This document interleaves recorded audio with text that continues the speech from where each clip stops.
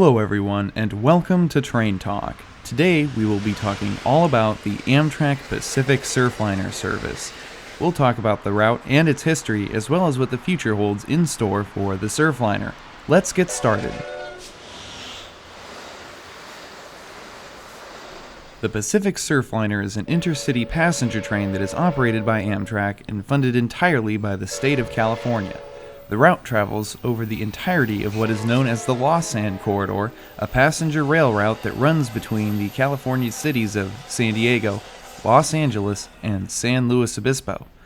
The rail corridor is the second busiest in the United States, following only the Northeast Corridor. As of early 2018, there are 12 trips a day in each direction between San Diego and Los Angeles, 5 of which extend to Santa Barbara and Goleta. 2 of the 5 Santa Barbara trains continue on to San Luis Obispo. The total route length from San Diego to San Luis Obispo is 350 miles, 128 of which are between San Diego and Los Angeles. A total of 29 stations are served along the route. The average trip time is about 2 hours 50 minutes between San Diego and Los Angeles, 2 hours 45 minutes between Los Angeles and Goleta, and about 2 hours 40 minutes between Goleta and San Luis Obispo. Railroad equipment used for the service consists of a mix of locomotives and cars owned by either Amtrak or the California Department of Transportation. As of spring 2018, the locomotives used are a mix of 15 F-59 PHIs as well as a few P-42 DC locomotives, all owned by Amtrak.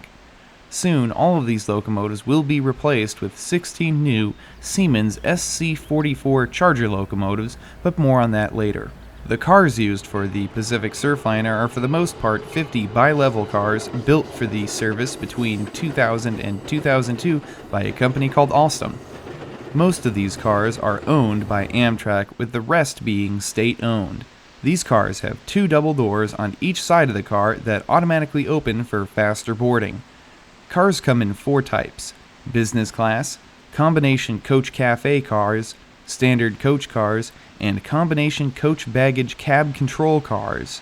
The use of cab cars allows trains to operate in the opposite direction after arriving at a terminal without having to turn the entire train. This is incredibly useful on the Pacific Surfliner route, as train turnaround times are often short. To supplement the Surfliner car fleet, standard Amtrak Superliner cars are also leased for the service, some of which have been painted into the Pacific Surfliner paint scheme, minus the Surfliner lettering. Surfliner trains used to run with 5 cars, but more recently each train is equipped with 6 cars, the extra being a second business class car. In addition to the bi-level car fleet, one set of low-level cars can still be found on certain Surfliner trains. This set is usually a mix of Amtrak Horizon and Amfleet cars, with a non-powered control unit serving as a cab car and baggage compartment. Trains are maintained at the Los Angeles 8th Street Amtrak yard, and there are small storage and service facilities for trains that are kept overnight in Goleta and San Luis Obispo. Trains that spend the night in San Diego are stored at the downtown Santa Fe depot. As I previously mentioned, the Pacific Surfliner travels along the second busiest passenger rail corridor in the nation. Following the Northeast Regional and the Acela Express, the Pacific Surfliner is the 3rd busiest train in the Amtrak system.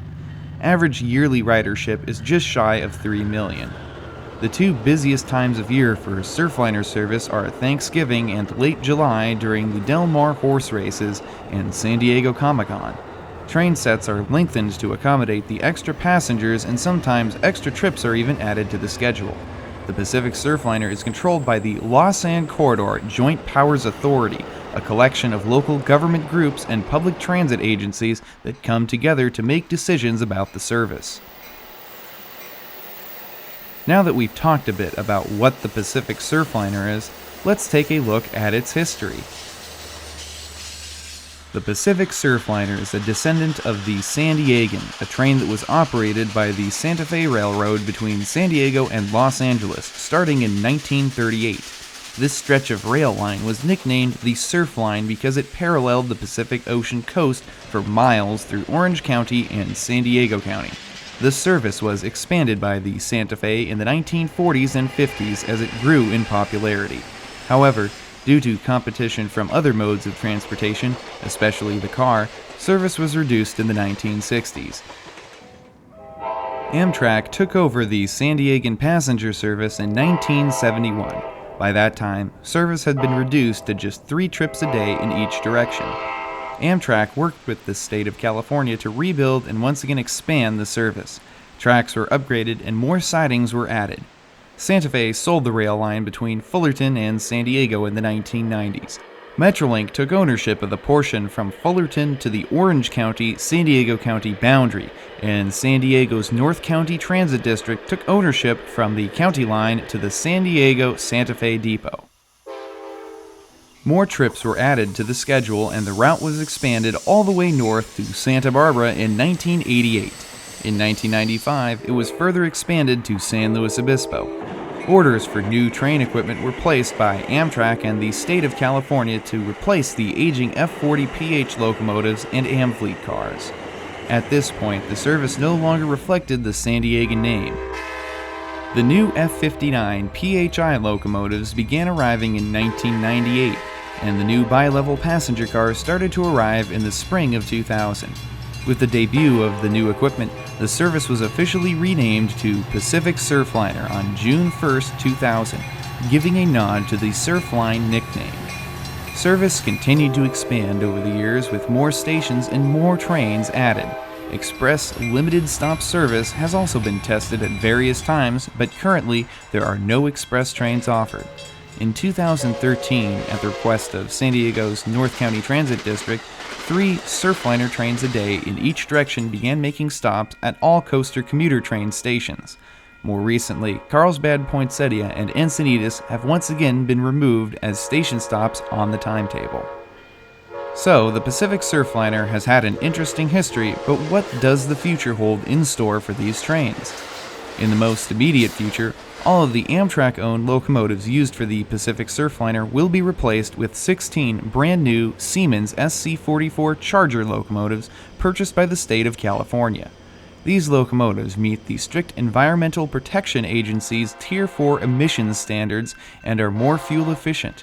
They also have quicker acceleration and a higher top speed of 125 miles per hour. In addition to new locomotives, the state of California is also purchasing 49 new single-level passenger cars from Siemens. However, it remains to be seen how many of these cars will be used in Pacific Surfliner service. More trips are planned in the future as well, including the reintroduction of express service.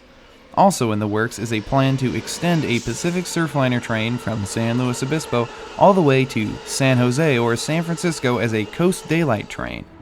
Finally, a number of infrastructure improvements are planned for the route.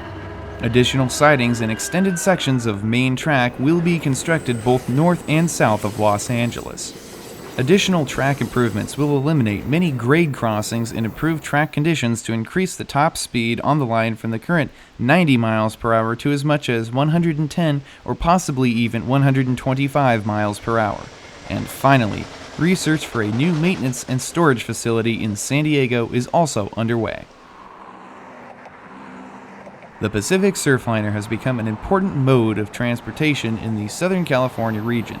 Ridership is expected to increase even more in the future, especially with all the planned improvements.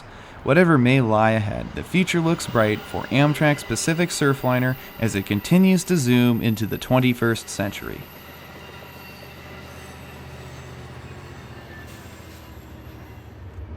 Well, that does it for this episode of Train Talk. I hope you had fun learning about the Pacific Surfliner. If you liked the video and want to see more like it in the future, let me know by giving it a thumbs up and leaving a comment below. If you haven't done so already, subscribe to the channel and click on the notification bell so you are alerted every time I release a new video. That's it for now. Until next time, I'm Mike Armstrong. I'll see you down the line. Thanks for watching.